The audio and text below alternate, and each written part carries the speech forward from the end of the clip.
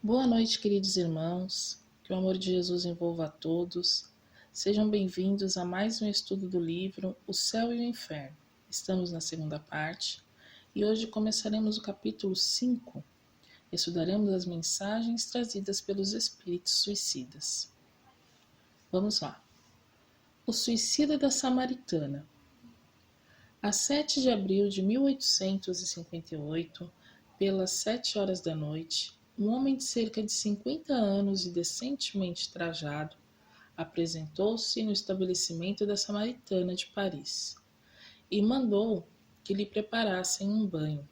Decorridas cerca de 2 horas, o criado de serviço entrou no seu gabinete a fim de verificar o que ocorria.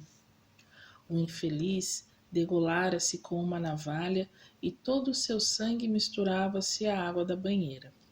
Sem identificação, foi o cadáver removido para o necrotério. Aí é feita uma evocação para chamar esse espírito na Sociedade Espírita de Paris. E o guia do médium é que responde: esperai, ele aí está. Lhe perguntam: onde vos achais hoje? Ele responde: não sei, dizei-mo. Estais numa reunião de pessoas que estudam Espiritismo e que são benévolas para convosco. Dizei-me se vivo, pois este ambiente me sufoca. Kardec explica. Sua alma ainda está imersa no chamado turbilhão da matéria corporal. Vivazes lhe são as ideias terrenas, a ponto de se acreditar encarnado. Quer dizer, ele ainda não tem certeza que ele morreu porque ele ainda sente como se estivesse vivo. Quem vos impeliu a vir aqui? Aí ele fala, sinto-me aliviado.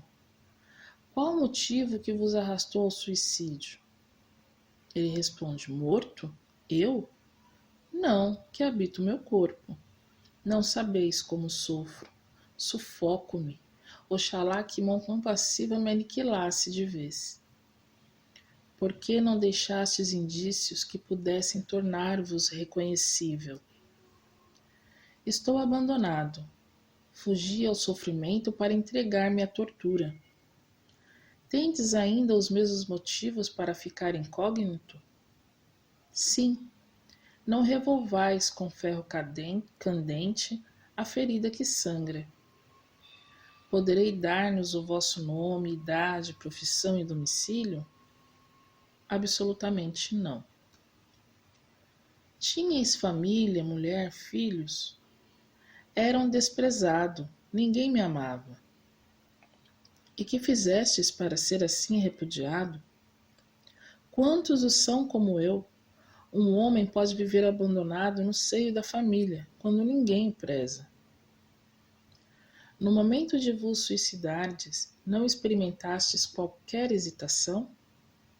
Ansiava pela morte, esperava repousar. Como é que a ideia do futuro não vos fez renunciar a um tal projeto? Não acreditava nele absolutamente. Era um desiludido. O futuro é a esperança. Que reflexões vos ocorreram ao sentirdes a extinção da vida? Não refleti, senti. Mas a vida não se me extinguiu. Minha alma está ligada ao corpo. Sinto os vermes a corroer-me. Que sensação experimentastes no momento decisivo da morte? Pois ela se completou? Quer dizer, ele ainda está em dúvida. Foi doloroso o momento em que a vida se vos extinguiu? Menos doloroso que depois. Só o corpo sofreu. Pergunta agora ao Espírito São Luís. O que quer dizer o Espírito afirmando que o momento da morte foi menos doloroso que depois? São Luís responde. O Espírito descarregou o fardo que o oprimia. Ele se ressentia da volúpia da dor. Pergunta. Tal estado sobrevém sempre ao suicídio? Sim. O espírito do suicida fica ligado ao corpo até o termo dessa vida. A morte natural é a libertação da vida. O suicídio a rompe por completo. Dar-se-á o mesmo nas mortes acidentais, embora involuntárias, mas que abreviam a existência? Não. Que entendeis por suicídio? O espírito só responde pelos seus atos. Esta dúvida é muito comum nos recém-desencarnados, e principalmente naquelas que durante a vida não elevam a alma acima da matéria. É um fenômeno que parece singular à primeira vista, mas que se explica naturalmente. Se a um indivíduo, pela primeira vez, sonambulizado, perguntarmos se dorme, ele responderá quase sempre que não. E essa resposta é lógica. O interlocutor é que faz mal à pergunta, servindo-se de um termo impróprio. Na linguagem comum, a ideia do sono prende-se à suspensão de todas as faculdades sensitivas. Ora, o sonâmbulo que pensa, que vê e sente, que tem consciência da sua liberdade, não se crê adormecido e de fato não dorme, na acepção vulgar do vocábulo. Eis a razão por que responde não, até que se familiariza com essa maneira de aprender o fato. O mesmo acontece com o homem que acaba de desencarnar. Para ele, a morte era o aniquilamento do ser. E tal como o sonâmbulo, ele vê, sente e fala, e assim não se considera morto. E isto afirmando até que adquira a intuição do seu novo estado. Essa ilusão é sempre mais ou menos dolorosa, uma vez que nunca é completa e dá ao espírito uma tal ou qual ansiedade. No exemplo dado, ela constitui verdadeiro suplício pela sensação dos vermes que corroem o corpo. Sem falarmos da sua duração, que deverá equivaler ao tempo de vida abreviada. Este estado é comum nos suicidas, posto que nem sempre se apresente em idênticas condições, variando de duração e intensidade conforme as circunstâncias. Circunstâncias atenuantes ou agravantes da falta.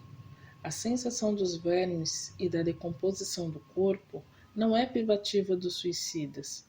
Sobrevém igualmente aos que viveram mais da matéria que do espírito. Em tese, não há falta isenta de penalidades, mas também não há regra absoluta e uniforme nos meios de punição. Pois bem, meus irmãos, o que nós vemos nesse primeiro relato de um espírito suicida? Que ele abreviou sua própria vida por se sentir desprezado pela família. E quando ele chega na reunião espírita, ele não sabe dizer se realmente ele está morto. Né? São os encarnados que afirmam que ele está. Ele pergunta, mas eu morri? Né? Eu consegui? Vamos dizer assim. Por quê? Porque ele sente todas as sensações do corpo físico. A alma estava ainda ligada ao corpo que já havia perecido. Então ele experimenta todas as transformações da carne, ele vê os vermes corroerem a carne e sente a dor, sente a angústia, está num sofrimento muito forte. E é devido a isso que é usada aquela frase, o termo de ele estar num turbilhão da matéria corporal, porque ele ainda sentia todas as sensações físicas. E é como já estudamos, né? A pessoa que se suicida, ela acha que ela vai pôr fim aos seus termos, que ela vai acabar com o sofrimento dela quando ela acaba com o corpo físico.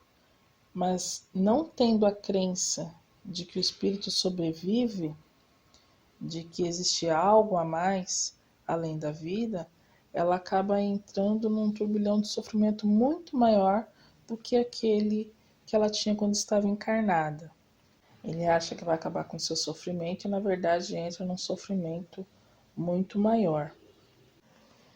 E o Espírito São Luís vem nos esclarecer que essa sensação que esse espírito nos relata, ela não é inerente só do suicida. Todo espírito que tem mais apego à matéria, que não crê, que não tem fé no futuro, que não sente, né, não acredita que a alma sobrevive, que a vida é depois da vida, ele pode passar por uma situação semelhante. No suicida, a gente percebe esse sofrimento mais intenso porque ele se sente enganado, né? Porque ele achava que ele ia acabar com o seu sofrimento, se matando, e ele vê que o sofrimento só aumenta. E aí ele se vê vivo, ele se vê morto, ele percebe os vermes a corroer o corpo. Então tudo é mais vivo, né? Ali tudo é mais intenso para ele. Então, assim terminamos o estudo de hoje e semana que vem teremos mais um caso de um espírito suicida. Boa noite a todos, muita paz e muita luz.